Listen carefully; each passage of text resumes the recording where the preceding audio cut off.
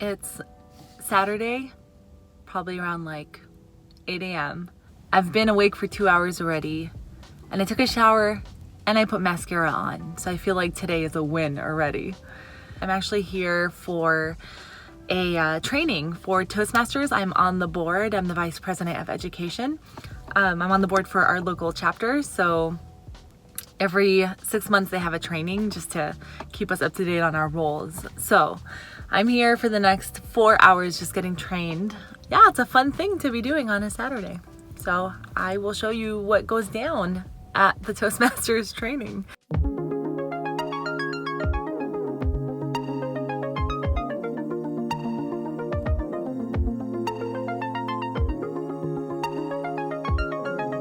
This is where it started in Santa Ana, here in California.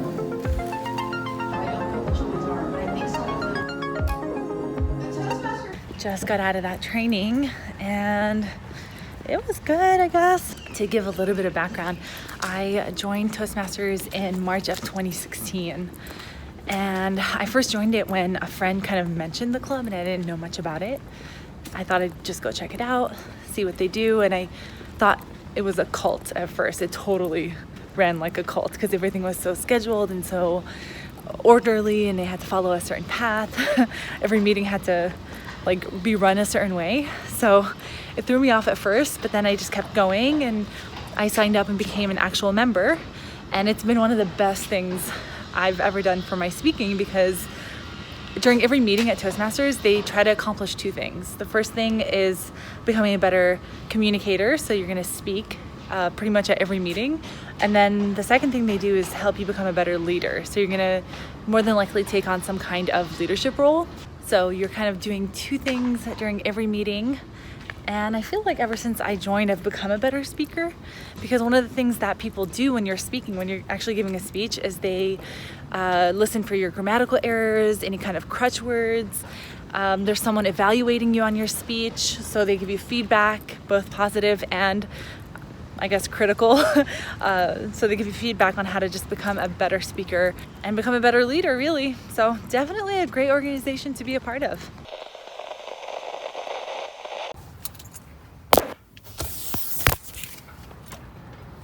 A day's worth of a parking permit, I like to go and put it back in the parking machine or near the parking machine in case anyone else wants to grab it and use it since I'm leaving.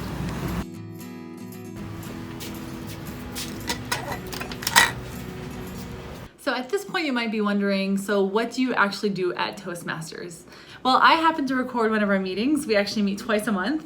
And at this particular meeting, I participated in the table topics section of our meeting. So table topics is when you are given a question as an attendee, so as a member, and you don't know what it is ahead of time. You're given that question on the spot and you have 1 to 2 minutes to answer it.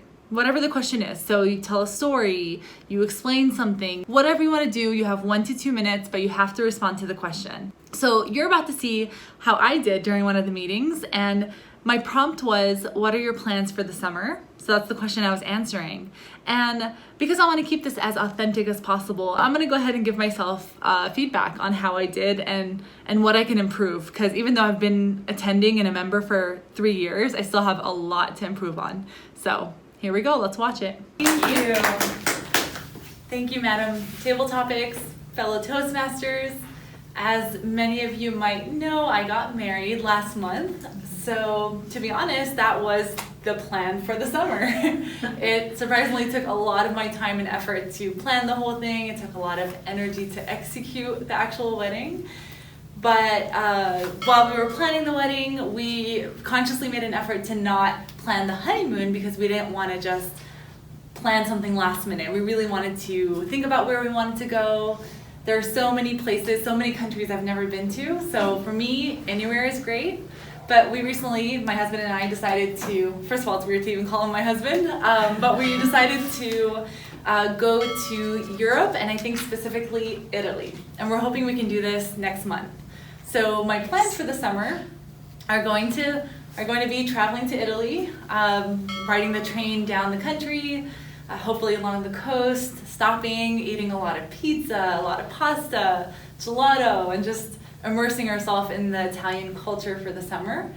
And the best part is, because I really haven't been to any places, anything is great and I'm looking forward to it. And not only was the wedding itself eventful, but we're hoping the honeymoon kind of ends up being the cherry on top of a great Sunday. So those are my plans for the summer. Thank you.